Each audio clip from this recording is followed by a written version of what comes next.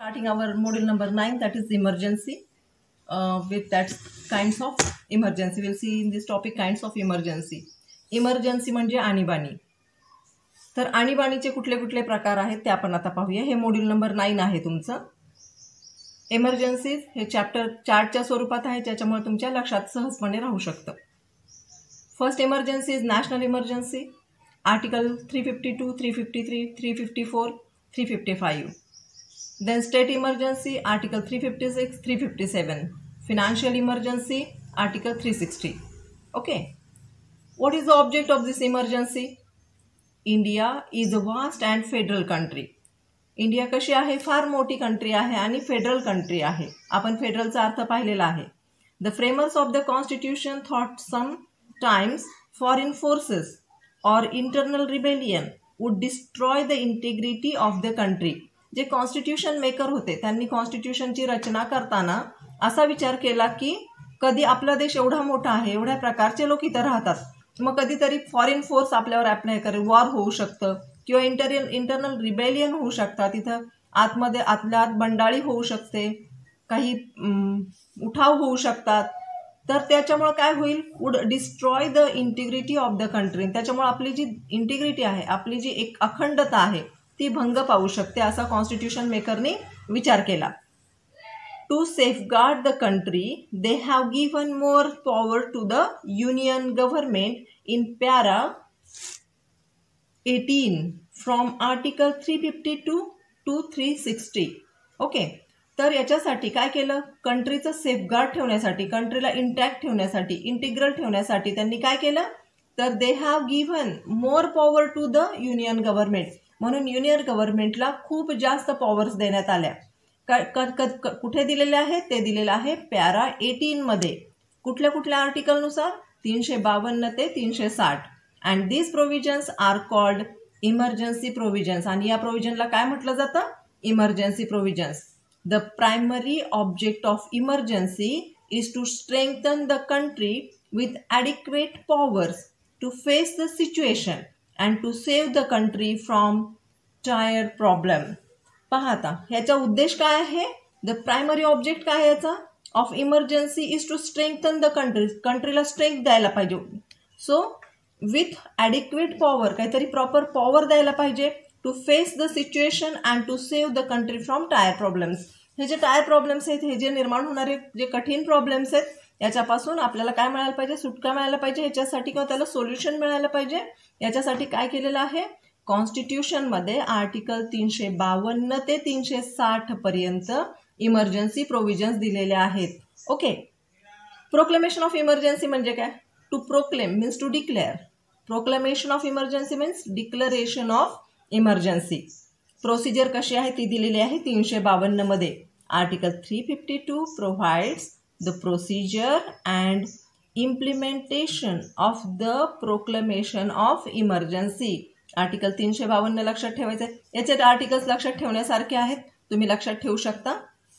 352 मध्ये काय दिलेलं आहे की how emergency can be proclaim. त्याची प्रोसिजर काय आहे? अच्छा, ती प्रोक्लेम केल्यानंतर, डिक्लेअर केल्यानंतर त्याचं इम्प्लिमेंटेशन म्हणजे त्याचा वापर कसा केला जावा हे सुद्धा आर्टिकल 352 मध्ये दिलं गेलेलं आहे. सर्कमस्टन्सेस पहा. The national emergency can be proclaimed under the following circumstances. कुठल्या कुठल्या परिस्थितीमध्ये राष्ट्रीय इमर्जन्सी डिक्लेअर केली जाऊ शकते किंवा राष्ट्रीय आणीबाणी डिक्लेअर केली जाऊ शकते. पहिलं पहा काय आहे? पहिलं war or external aggression. War म्हणजे युद्ध, एक्सटर्नल ॲग्रेशन म्हणजे परकीय आक्रमण. कधीतरी अचानकपणे परकीयांकडून आपल्याला आक्रमण झालं तर अशा काळामध्ये नॅशनल इमर्जन्सी डिक्लेअर केली जाते. आपण प्रेसिडेंटच्या चॅप्टरमध्ये ते पाहिलेलं आहे. सेकंड, आर्म रिबेल म्हणजे सशस्त्र उठाव झाला. फॉर एक्झाम्पल पंजाबमध्ये सशस्त्र उठाव झाला होता. त्याच्यानंतर तिसरं, इंटरनल डिस्टर्बन्स. कॉन्स्टिट्यूशनल मशिनरी काम करणं बंद केलं किंवा कॉन्स्टिट्यूशनल मशिनरीमध्ये काही प्रॉब्लेम्स निर्माण झाले किंवा तर लोक इम्प्लिमेंट करायला नाही लागले किंवा त्यांनी आतल्या आत उठाव केले, तर अशा वेळेस नॅशनल इमर्जन्सी डिक्लेअर केली जाते. Removed from the article 352 with effect from 26/19 79 पहा, इंटरनल डिस्टर्बन्स जे आहे ते रिमूव्ह केलं गेलं आहे आर्टिकल 352 पासून. कधीपासून? 20 जून 1979 पासून.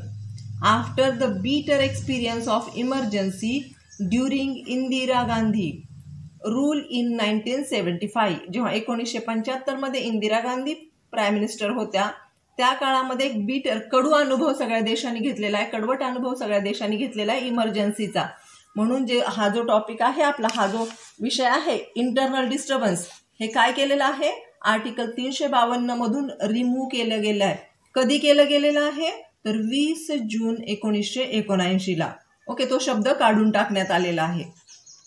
So the national emergency was proclaim 3 times in India. The national emergency was proclaim 3 times. आपल्या भारतामध्ये 3 वेळा राष्ट्रीय आणीबाणी डिक्लेअर केली गेली आहे. 2 times under the circumstances of war or external aggression and the last one under the internal disturbance. पहा, 2 वेळेस युद्ध झालं. पाकिस्तान बरोबरचं युद्ध होतं, चीन बरोबरचं युद्ध होतं आणि शेवटी इंटरनल डिस्टर्बन्स. आता फर्स्ट इमर्जन्सी कधी झाली ती पहा, from 26 October 1962 to 10/1/1962. Okay. China attacked the northern border of India on 8 September 1962. To face it, the President of India proclaimed the emergency in India for the first time.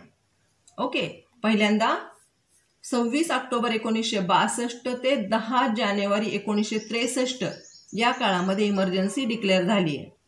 दुसरी emergency कधी declare झाली ती पहा.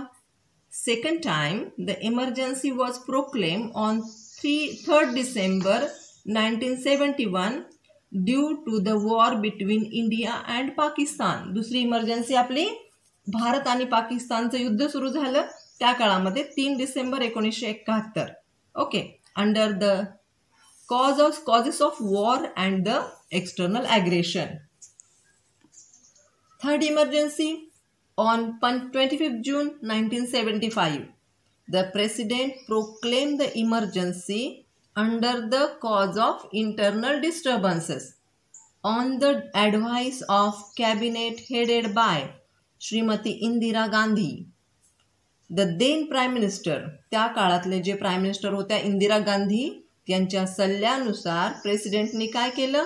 Internal disturbances म्हणून आणीबाणी जाहीर करून टाकली.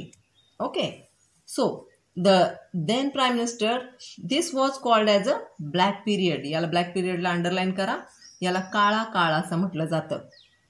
In India after the independence it created a great controversy.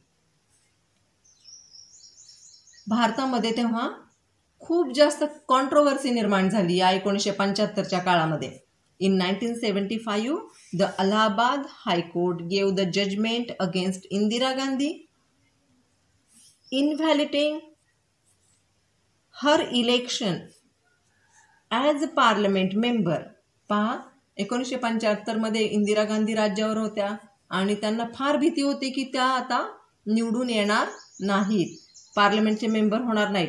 Due to said judgement she had to give the resignation to the membership and the prime ministership. पहा, 1975 मध्ये इंदिरा गांधींनी इंटरनल डिस्टर्बन्स म्हणून प्रेसिडेंटला काय करायला लावली? इमर्जन्सी घोषित करायला लावली. बरेचसे जे लोक होते त्यांना जेलभरो आंदोलन करण्यात आलं. म्हणजे असा फारच गोंधळ घातला त्यांनी. आणि जेव्हा ही केस, कुठली केस? इंदिरा गांधी वर्सेस राजनारायणची केस कोर्टामध्ये गेली, तेव्हा सुप्रीम कोर्टाने इंदिरा गांधींना प्राईम मिनिस्टरशिपचा राजीनामा द्यायला भाग पाडलं. Okay. Then, to escape it, Indira Gandhi approached Supreme Court, which gives stay on the proceeding of the Allahabad High Court. Allahabad हायकोर्टने सांगितलं इंदिरा गांधींनी प्राईम मिनिस्टर पदाचा राजीनामा द्यावा. पण इंदिरा गांधी कुठे गेल्या? सुप्रीम कोर्टामध्ये गेल्या आणि तिथं त्यांना स्टे मिळाला. कशावर? त्यांच्या रेजिग्नेशनवर. The political party started agitation demanding her to give the resignation. बाकीच्या पॉलिटिकल पार्टीने सुरू केलं की तुम्ही रिझाईन करा, तुम्ही रिझाईन करा. So, to avoid such a situation, Indira Gandhi caused the proclamation of emergency. पहा किती हुशार पंतप्रधान होते आपल्या. ते अवॉइड करण्यासाठी, त्यांचं रेजिग्नेशन अवॉइड करण्यासाठी त्यांनी काय केलं? प्रोक्लेमेशन ऑफ इमर्जन्सी केली. कुणाच्या सहाय्याने? प्रेसिडेंटच्या सहाय्याने. Throughout the India with effect from 25 June 1975 under the cause of internal disturbances. त्यांनी कशाचा कॉज लावला? इंटरनल डिस्टर्बन्सेसचा. The executive, the police and the Congress party leaders did several unparliamentary affairs and atrocities on the public and on the opponent political party men. त्या काळामध्ये काँग्रेसचे जे leaders होते त्यांनी, पोलिसांनी लोकांवर खूप अत्याचार केले आणि शिवाय जे वेगळे पार्टीमॅन होते, दुसऱ्या पार्टीचे लोक होते, त्यांच्यावर पण अत्याचार झाले खूप सारे.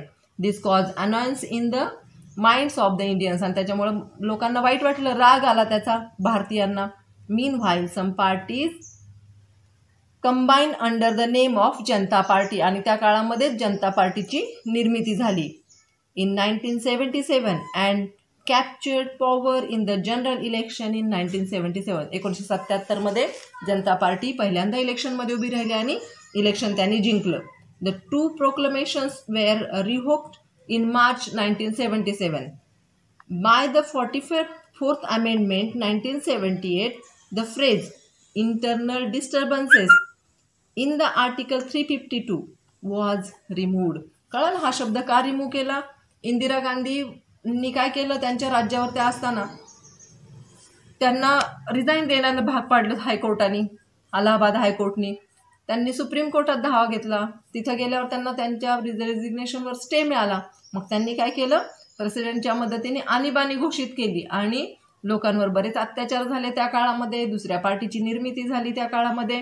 आणि असं त्यामुळे इंटरनल डिस्टर्बन्सेस हा क्लॉजच मुळी 352 मधून काढून टाकण्यात आला. Okay. For the period first emergency and second emergency the Indians showed that they were different in caste, religion, language, but one at the time of danger which is the federal character. In the last emergency, they provide their maturity of minds in democracy and to teach the political leaders who misappropriated the power given to them. भारतीयांनी काय केलं? पहिल्या 2 emergencies ज्या होत्या, चायनाचं आक्रमण झालं किंवा पाकिस्तानचं आक्रमण झालं, त्या इमर्जन्सीमध्ये लोकांनी फार असं धैर्य दाखवलं. आणि दुसरं काय दाखवलं? तिसऱ्या इमर्जन्सीच्या वेळी त्यांनी मॅच्युरिटी ऑफ माइंड दाखवली आणि लोकांना काय दाखवून दिलं? पॉलिटिकल लीडर्सला की तुमच्या हातात जी पॉवर आहे ती पॉवर तुम्ही मिसयूज करू शकत नाही. त्यामुळं काय झालं? तो जो शब्द होता इंटरनल डिस्टर्बन्सेस हा शब्दच त्या 352 आर्टिकलमधून काढून टाकण्यात आला. आता पाहूया consequences during arising out of proclamation of emergency. काय काय परिणाम होतात? काय काय कॉन्सिक्वेन्सेस घडतात? पहा. Extension of duration of Lok Sabha. पहिलं होतं extension of duration of Lok Sabha. लोकसभेचा कालावधी वाढवला जातो. The ordinary duration of Lok Sabha is 5 years. खरं तर ऑर्डिनरी ड्युरेशन किती आहे? 5 वर्षांचं आहे. The proviso of the clause 2 of the article 83 empowers the president to extend the duration of parliament for a period not exceeding 1 year. पहा, commonly काय 5 वर्षाची लोकसभा असते. पण इमर्जन्सी कालावधीमध्ये पार्लमेंटला लोकसभेचा कालावधी हा 1 वर्षांनी वाढवण्याची अथॉरिटी आहे.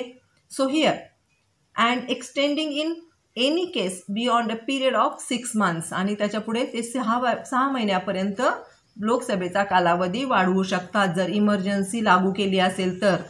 After the proclamation has cease to operate. पहा, जेव्हा प्रोक्लेमेशन संपतं, इमर्जन्सी संपते, त्यावेळेस मात्र लोकसभा बरखास्त होते.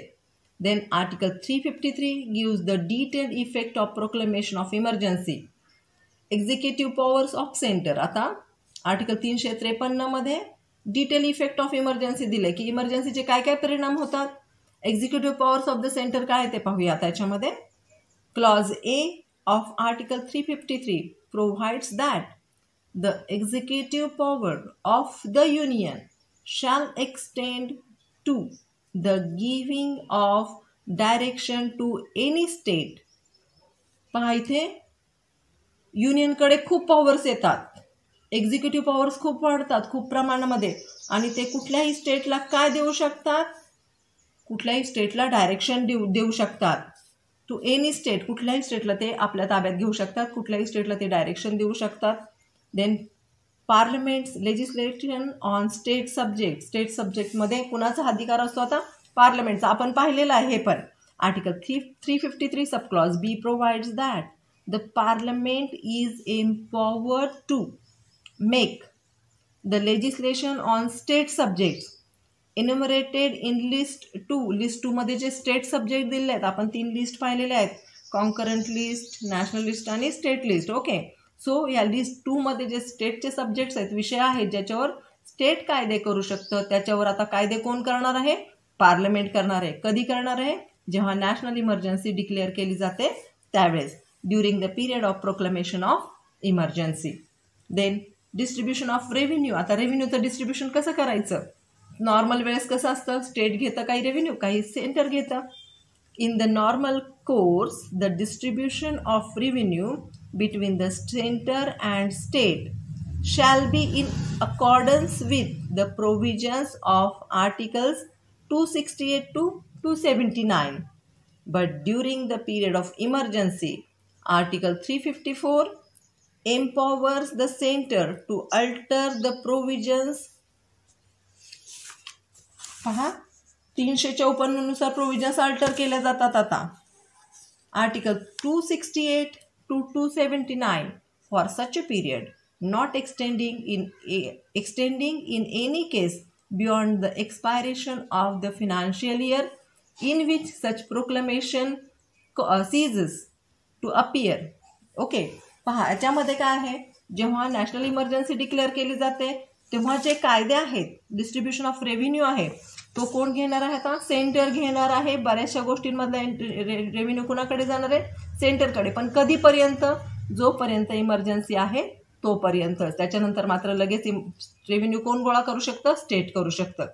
As may be specified in the order have effect subject to such exceptions or modifications as the president think fit. त्या काळामध्ये प्रेसिडेंटला जे काही वाटेल, प्रेसिडेंटला जसं वाटेल त्या पद्धतीने काय केलं जाईल, रेव्हेन्यू कलेक्शनचं काम केलं जाईल. Okay, then suspension of fundamental rights. पहा एवढंच होत नाही तर आपले जे फंडामेंटल राईट्स आहेत, जे आपल्याला कॉन्स्टिट्यूशनने दिलेले आहेत, त्याचं सुद्धा काय होणार आहे, सस्पेन्शन होणार आहे. Our country is a democratic country. Every citizen has certain fundamental rights. आपल्याला फंडामेंटल राईट्स आहेत, मूलभूत अधिकार आहे आपल्याला, guaranteed under part 3 from article 12 to 35. Out of them article 19 gives 6 freedoms. आपल्याला आर्टिकल 19 काय देतं, 6 फ्रीडम देतं. आपण ते शिकलेलो आहोत मागच्या याच्यामध्ये. During the period of emergency the fundamental rights except 20 and 21 shall be kept suspended. 20 आणि 21 सोडून बाकी सगळे fundamental right can be suspended. Okay, then article 358 is framed especially for the suspension of article 19. Article 358नी काय suspense केलं जातं, काय काय कशावर बंदी आणली जाते, तर आर्टिकल 19चे जे राईट्स दिलेले आहेत आपल्याला त्याच्यावर बंदी आणली जाते किंवा सस्पेंड केले जातात. Article 19 stands very important position giving 6 freedoms to every citizen of India. आपण आर्टिकल 19 पाहिलं, त्याच्यामध्ये आपल्याला 6 फ्रीडम दिलेले आहेत. ते फ्रीडम आर्टिकल 358नी काय केले जातात, सस्पेंड केले जातात. Article 359 provides that all the fundamental right in part 3 except article 20 and 21 shall be kept suspended during the period of emergency. Okay,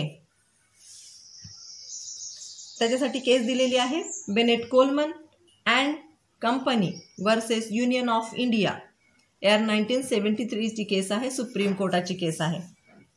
the supreme court in this case concluded that the proclamation of emergency should not invalidate the law which was valid before the proclamation of emergency.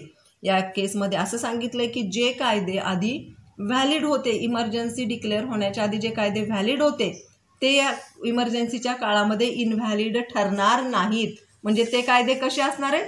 व्हॅलिडच असणार आहेत. ते कायदे कसे असणार आहेत? योग्यच असणार आहेत. ते इनव्हॅलिड ठरणार नाहीत.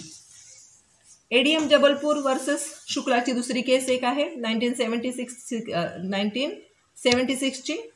याचे ब्रीफ फॅक्ट्स पाहूया. The respondent has detain under section 3 of MISA in emergency period. MISA लागू केला जातो इमर्जन्सी पिरियडमध्ये. So period some habeas corpus petitions were filed under articles 226 and 32. त्या काळामध्ये हिबियस कार्पस तुम्ही शिकलेलेच आहात, रिट्स शिकलेला आहात गेल्या सेमिस्टरमध्ये. सो हियर रिट्समध्ये आर्टिकल 226 आणि 32 खाली काही पिटिशन्स दाखल केले होते. हिबियस कार्पसमध्ये high court open that the High Court had authority whether the order was malified or bona fide the state operated. पहा आता जी ऑर्डर हिबियस कार्पस जर डिक्लेअर केलं तर ऑर्डर द्यायची किंवा नाही हे कुणाच्या हातामध्ये आहे? सुप्रीम कोर्टाच्या. मग जजमेंट काय आलं ते पहा. The supreme court by a majority 4:1 opine that. त्यांचं कोर्टाचं असं ओपिनियन आलं की no person had any locus standi during the period of emergency. आता लोकस स्टँडी आणि पब्लिक इंटरेस्ट लिटिगेशन याच्यामधला फरक तुम्हाला माहिती आहे असेल तर ठीक आहे. लोकस स्टँडी म्हणजे काय? माझ्यावर अत्याचार झाला तर मी स्वतः कोर्टाला अप्रोच व्हायचा आहे. आणि पब्लिक इंटरेस्ट लिटिगेशन म्हणजे काय? तर लोकांच्या भल्यासाठी, पब्लिक ॲट लार्ज त्यांच्यासाठी आपण रिप्रेझेंटेटिव्ह बनून आपण कोर्टामध्ये याचिका दाखल करू शकतो. असे 2 प्रकार आहेत कोर्टामध्ये दावा दाखल करण्याचे. तर आपण लोकस स्टँडी करू शकत नाही during the period of emergency. इमर्जन्सीच्या काळामध्ये आपण कोर्टाला अप्रोच होऊ शकत नाही. However the decision of supreme court was criticise throughout the country. आणि याचं जे डिसिजन होतं ते क्रिटिसाइज केलं गेलं सगळ्या देशभरातून. So here 44th amendment made in the constitution thereafter so that the article 20 and 21 can not be kept suspended. त्यामुळे आर्टिकल 20 आणि 21 हा शोषणाविरुद्धचा अधिकार आहे आणि 21 हा आपला right to life and personal लिबर्टीचा अधिकार आहे. हे 2 राईट सस्पेंड केले जात नाही. ते 2 राईट काय केले जातात? तसेच ठेवून काय केले जातात? मग बाकीचे राईट सस्पेंड केले जातात. Now the decision in the habeas corpus case is not a good law. तर हिबियस कार्पसच्या केसमधली जे हे आहे डिसिजन आहे ते गुड लॉ नाही आहे. त्यामुळे आर्टिकल 20 आणि 21 इंटॅक्ट ठेवून तसेच ठेवून बाकीचे सगळे आर्टिकल्स काय केले जातात? सस्पेंड केले जातात. Article 355 and 356 provide about the president's rule in the state. याच्यामध्ये स्टेट इमर्जन्सी डिक्लेअर कशी केली जाते ते पहा. It may also called as a state emergency. Presidents rule in state on failure of constitutional machinery in the state. पहा article 355 आणि 56 खाली काय केलं जातं? तर स्टेट इमर्जन्सी किंवा राष्ट्रपतीची राजवट लागू केली जाते. ओके. सो आर्टिकल 355 काय म्हणते पहा. provides that it is the duty of the center to protect the state against the external aggression and internal disturbance. Okay, हे स्टेटची ड्युटी आहे, सेंटरची ड्युटी आहे की त्यांनी स्टेटला प्रोटेक्ट करायचं आहे. कशापासून? एक्सटर्नल ॲग्रेशन म्हणजे परकीय आक्रमण आणि इंटरनल डिस्टर्बन्स म्हणजे तुमचा अंतर्गत जे उठाव आहेत, अंतर्गत ज्या बंडाळी आहेत त्याच्यापासून प्रोटेक्शन करण्याची जबाबदारी कुणाची आहे? स्टेटचं प्रोटेक्शन सेंटर करतं. Okay. Then Article 356 is the amplification of the Article 355. Whenever there is an external aggression or internal disturbance, the central government can proclaim the emergency in the state. कशा पद्धतीने protection केलं जाईल? तर 355 खाली जे declare केलंय protection करण्याची जी authority आहे त्याच्या खाली काय केलं जाईल? स्टेटमध्ये इमर्जन्सी डिक्लेअर केली जाईल किंवा राष्ट्रपतीची राजवट लागू केली जाईल. ओके. बाय दॅट प्रोक्लेमेशन काय काय केलं जातं? प्रोक्लेमेशन म्हणजे डिक्लेरेशन मध्ये the president may assume to himself all or any of the power vested in or exercisable by the governor or anybody or authority in the state. That is म्हणजेच काय? All the powers are in the hands of president, हे आपल्या सोप्या भाषेमध्ये. The president declares that all the powers of legislature of the state which are exercise by or under the authority of president are in the authority of president. काय आहे, power ज्या आहेत, कायद्याच्या powers आहेत, स्टेटकडे असणाऱ्या ज्या कायद्याच्या पॉवर्स आहेत त्या सगळ्या प्रेसिडेंटकडे जाणार आहे. त्याच्यामध्ये president have authority for making of incidental or consequential provisions for giving effect to the object of proclamation. Proclamation केल्यानंतर कॉन्सिक्वेन्शन, ते जे प्रसंग होणार आहेत किंवा तेथे ज्या घटना घडणार आहेत त्या प्रसंगी वेगवेगळे कायदे बनवण्याचे अधिकार सुद्धा कुणाला दिलेले आहेत, फक्त प्रेसिडेंटला दिलेले आहेत. Okay. Some of the examples. 1976 मध्ये in 1976 president's rule was imposed in Tamil Nadu. तामिळनाडूमध्ये प्रेसिडेंटचा रूल लागू केला होता. And dismiss the DMK government. Okay. Anna DMK जी पार्टी होती त्याला काय केलं होतं, DMK गव्हर्नमेंटला डिसमिस केलं होतं. Even though the DMK party had majority. DMK party ही मेजॉरिटीमध्ये होती तरी सुद्धा तिला काय करण्यात आलं होतं, डिसमिस करण्यात आलं होतं. So here had majority. At the time the Congress I was in the center and the relation between Congress I and DMK were worsened, means bad होते. पहा, DMKचे आणि काँग्रेसचे रिलेशन्स हे बॅड असल्यामुळे 1976 मध्ये जेव्हा इंदिरा गांधींची राजवट चालू होती, त्या राज्यावर होत्या, त्यावेळेस प्रेसिडेंटने काय केलं होतं तर DMK गव्हर्नमेंटकडे मेजॉरिटी ऑफ वोट्स असताना सुद्धा त्याला डिसमिस करण्यात आलं होतं. सेकंड, 1977 मध्ये the Janata party came into power in the centre. Janata party होती सेंटरला, म्हणजे अधिकारावर. It dismiss 9 state governments of the Congress I party. त्यांनी काय केलं, स्टेट गव्हर्नमेंटला जे काँग्रेस आय पार्टी होती ती डिसमिस करून टाकली. Rajasthan, UP, MP, Punjab, Orissa, Bihar, West Bengal, Haryana and impose the president's rule. या ठिकाणचे जे काँग्रेस आयच्या पार्ट्या निवडून आल्या होत्या तरी पण त्या डिसमिस करून त्या ठिकाणी राष्ट्रपतीची राजवट लागू करण्यात आली. इफेक्ट ऑफ स्टेट इमर्जन्सी काय आहे पहा. Executive power of president. State emergency जेव्हा डिक्लेअर केली जाते तेव्हा प्रेसिडेंटच्या हातामध्ये काय काय असतं ते पहा. Executive powers of the president. In the normal time governor handles and exercise his powers with the advice of council of ministers. Normal टाइमला गव्हर्नर हा स्टेटची पूर्णपणे कारभार पाहत असतो with the help of council of ministers. Okay.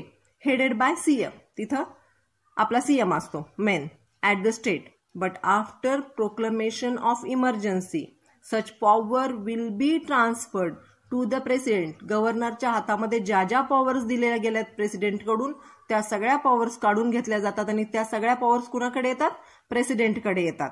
Okay. And ministry in the centre. आणि सेंट्रलच्या मिनिस्ट्रीकडे त्या powers जातात. The president shall exercise the powers on advice of the ministry at the centre. आणि मग प्रेसिडेंट त्या राज्याचा कारभार मिनिस्ट्रीच्या सल्ल्याने चालवतो. कुठल्या मिनिस्ट्रीच्या, सेंटरला जी मिनिस्ट्री आहे त्याच्या सल्ल्याने हा कारभार चालवला जातो एखाद्या राज्याचा, जेव्हा proclamation of emergency, state emergency होते. त्याच्यानंतर लेजिस्लेटिव्ह पॉवर, कायदे बनवण्याची पॉवर काय पहा. Article 357. The legislative power of the state shall be taken away from the hands of the state legislature. पहा, जी कायदे बनवण्याची पॉवर आहे स्टेटकडे ती सुद्धा काढून घेतली जाते. And such legislative power of the state shall be exercisable by or under the authority of the parliament. ही पॉवर कोणाकडे दिली जाते तर पार्लमेंटकडे दिली जाते. म्हणजे थोडक्यात स्टेटचा सगळा कारभार हा कोण हँडल करतं, सेंटर. प्रेसिडेंट हँडल करतं, पार्लमेंट हँडल करतं. The parliament may confirm the power to the president to legislate for the state. आणि पार्लमेंट कुणाला पॉवर देतं, प्रेसिडेंटला, की जी वेळोवेळी सर्कमस्टन्सेस असतील त्याप्रमाणे नवीन नवीन कायदे किंवा ऑर्डिनन्स बनवण्याची पॉवर कुणाकडे आहे आता, प्रेसिडेंटकडे आहे. The president may be empowered to such a delegate the power to legislate for the state. To delegate म्हणजे हस्तांतरित करणे. सब delegate the power to the legislate for the state. त्याच्यानंतर आर्टिकल 357 काय बोलतं ते पाहूया. आर्टिकल 357 क्लॉज 2 काय प्रोव्हाइड करतं, provide that the laws made at the time of emergency by parliament or the president or other authority will remain, underline करा, will remain as it is until it altered or repealed. Repealed म्हणजे काय, to cancel, or amended by the competent legislature or other authority. हे जे कायदे बनवले गेले आहेत, जे कायदे कोण बनवतं, पार्लमेंट बनवतं किंवा प्रेसिडेंट बनवतं, हे कायदे जोपर्यंत रद्द केले जात नाहीत किंवा अल्टर्ड म्हणजे बदलले जात नाहीत किंवा अमेंड केले जात नाहीत, त्याच्यामध्ये घटना दुरुस्ती केली जात नाही, तोपर्यंत हे कायदे आहेत तसेच राहतात. Okay. In the case S.R. Bommai and others versus Union of India and others, ही केस आहे 1994ची. ओके. सुप्रीम कोर्टाची केस आहे. या केसमध्ये पाहूया फॅक्ट्स काय दिलेले आहेत त्या. Elections were held to the Karnataka state. Karnataka स्टेटमध्ये इलेक्शन हे केलं होतं, डिक्लेअर केलं होतं. लेजिस्लेटिव्ह असेंब्ली ऑन कधी, 5 March 5/3/1985ला. Janata Dal on the majority, Janata Dal निवडून आलं होतं मेजॉरिटीने. Shri R.K. Hegde was elected as the leader of Janata Dal. हे R.K. हेगडे होते ते लीडर ऑफ द जनता दलचे निवडून आले होते. And also as the chief minister, ते चीफ मिनिस्टर सुद्धा होते. Due to conflict in Janata Dal he resign, आणि जेव्हा वाद निर्माण झाले जनता दलामध्ये तेव्हा त्यांनी रेझिग्नेशन दिलं. In his place S.R. Bommai was elected as CM. त्याच्या जागी कोण आलं, हेगडेच्या जागी कोण आलं, तर S.R. Bommai आले. Okay. 1 Kalyan Molakeri and 19 others defected from Janata Dal and wrote later to the governor that Bommai had no majority. हे त्यांच्यापैकी जे कल्याण आणि 19 आदर्स होते ते काय झाले, डिफेक्ट झाले, म्हणजे वेगळे झाले, आणि त्यांनी गव्हर्नरला पत्र पाठवलं की S.R. बोम्मईला मेजॉरिटीनी मतं नव्हती म्हणून. Okay. Bommai met the governor and ask him to give a chance to prove his majority. Bommai गव्हर्नरला भेटले आणि म्हणाले की माझी मेजॉरिटी सिद्ध करण्याची संधी मला देण्यात यावी. In the floor, governor instead of giving floor test sent a report to the president. त्यांनी फ्लोअर टेस्ट घेतलीच नाही की मेजॉरिटी आहे किंवा नाही, ते टेस्ट केलीच नाही, आणि डायरेक्ट मध्ये रिपोर्ट कोणाला पाठवला, प्रेसिडेंटला. That the constitutional machinery in Karnataka was failed. त्यांनी सांगितलं की कॉन्स्टिट्युशनल मशिनरी काय झाली आहे, फेल्ड झाली. कॉन्स्टिट्यूशन इथे काम करत नाही आता. तर त्यांनी काय केलं, and recommended for the proclamation of emergency. त्या गव्हर्नरनी प्रेसिडेंटला सांगितलं की दादा तुम्ही काय करा, इमर्जन्सी डिक्लेअर करा. In the state, the president dismissed the Bommai government and proclaimed state emergency under Article 356. त्यांनी बोम्मई गव्हर्नमेंट बरखास्त करून टाकलं आणि त्या ठिकाणी स्टेट इमर्जन्सी डिक्लेअर केली. Bommai filed a writ petition before the high court. बोम्मईने हायकोर्ट समोर रिट पिटिशन फाईल केलं. ऍक्च्युली स्टेट इमर्जन्सी नव्हती तेव्हा, which dismissed it. He filed appeal to the supreme court. हायकोर्टामध्ये डिसमिस झाली केस, पण त्यांनी अपील कुठं केलं, सुप्रीम कोर्टामध्ये. A 9 judges constitutional bench inquired the issue of Karnataka and also of 3 states of Rajasthan, Madhya Pradesh and Himachal Pradesh. Okay. त्याचा पूर्णपणे अभ्यास केला गेला आणि जजमेंट काय दिलं गेलं ते पहा. The supreme court gave judgement as follows. Karnataka, the behaviour of governor was most objectionable. Actually त्यांनी बोम्मईनी काय सांगितलं होतं की मला फ्लोअर टेस्ट घेऊ दे, माझी मेजॉरिटी मी सिद्ध करतो आणि मग ठरवूया की मी सीएम बनायचं की नाही ते. बट त्या गव्हर्नरने ऐकलं का, डायरेक्ट प्रेसिडेंटला त्यांनी रिपोर्ट केला without taking any floor test. Okay. So here he was hurried to dismiss the elected legislative body. त्यांनी फार घाई केली ती लेजिस्लेटिव्ह बॉडी डिसमिस करण्याची. This is mala fide decision. आणि हे कसं होतं, कलुषित म्हणजे दुश्मनी करणारं डिसिजन होतं, मनात वाईट हेतू ठेवलेलं डिसिजन होतं. Hence proclamation of president's rule in Karnataka was struck down. आणि मग प्रेसिडेंटचा रूल काय झाला, स्ट्रक डाऊन झाला. In this way power of state emergency is used by different state for its own benefit. आणि बऱ्याच वेळा काय होतं, स्टेट इमर्जन्सी ही कशासाठी वापरली जाते, तर बरेच स्टेट आपला फायदा करून घेण्यासाठी स्टेट इमर्जन्सीचे डिमांड करतात प्रेसिडेंटकडे आणि स्टेट इमर्जन्सी डिक्लेअर केली जाते. Okay. Fine. Financial emergency, article 360. empowers the central government to impose financial emergency in the entire country or a part of its territory if any financial crisis arises. पहा हे प्रेसिडेंटकडेच आहे. Article 360 खाली president काय करू शकतो, जर समजा देशामध्ये आर्थिक काही प्रॉब्लेम्स निर्माण झाले तर आर्थिक आणीबाणी डिक्लेअर करण्याची अथॉरिटी कुणाकडे आहे, प्रेसिडेंटकडे आहे. During the first world war and second world war the federal countries USA, Canada faced financial crisis. त्यांनी खूप फायनान्शियल क्रायसिस, जेव्हा पहिलं महायुद्ध झालं आणि दुसरं महायुद्ध झालं त्या काळामध्ये या देशांनी खूप फायनान्शियल क्रायसिस सहन केलेले आहेत. USA, Canada faced financial crisis. At that time, they were handicapped with the lack of powers to meet the worst and ugly situation in financial field. आणि त्यांनी खूप वाईट परिस्थिती त्या काळामध्ये परिस्थिती भोगलेली आहे.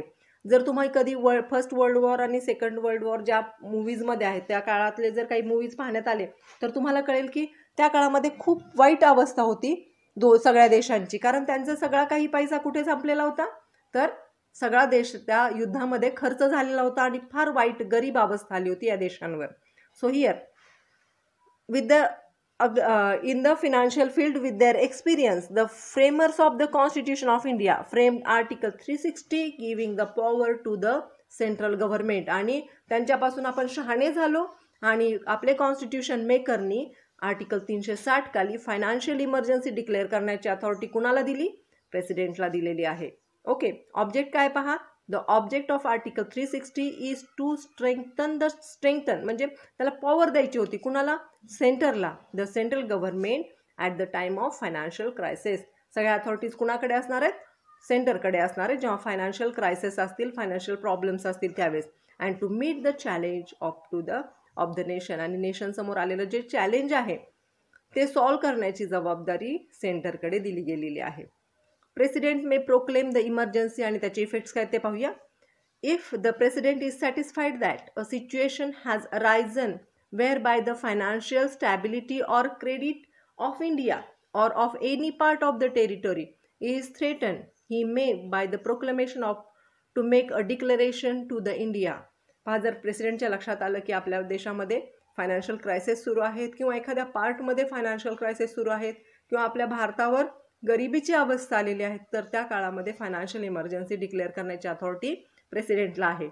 The proclamation shall cease to operate at the expiration of the 2 months. आणि ही जी इमर्जन्सी ही 2 महिन्यासाठी चालू राहते.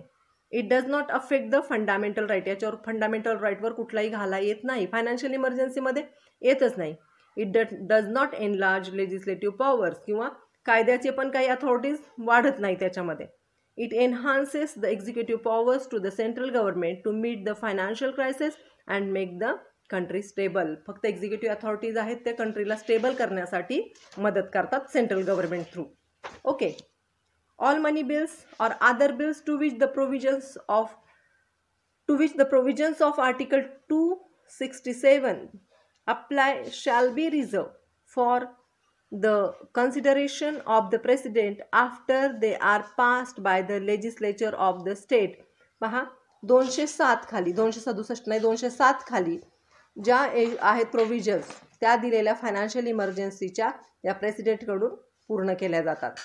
The salaries of all or any class of persons serving in connection with the affairs of the union including the judges of Supreme Court and High Court may be reduced by the president. President सगळ्यांच्या salaries काय करू शकतो, reduce करू शकतो. Conclusion पाहूया.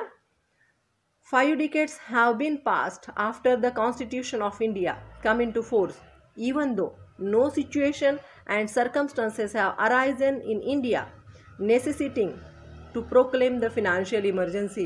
आपल्या भारताचं constitution बनवून जवळजवळ 5-6 दशकं झालेली आहेत, तरीसुद्धा याच्यामध्ये कुठल्याही पद्धतीने आपल्याला फायनान्शियल इमर्जन्सी फेस करावी लागली नाही किंवा फायनान्शियल इमर्जन्सी भारतामध्ये डिक्लेअर केली गेलेली नाही.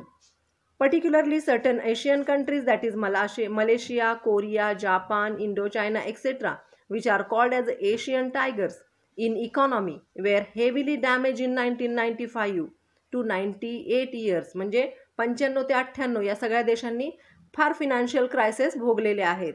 However, India could विस्टँड इट स्टॅबिलिटी इन इकॉनॉमी. आपल्या भारताची इकॉनॉमी मात्र स्टेबल आहे.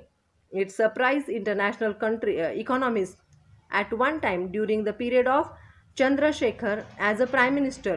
45 tons of gold were sold in international market.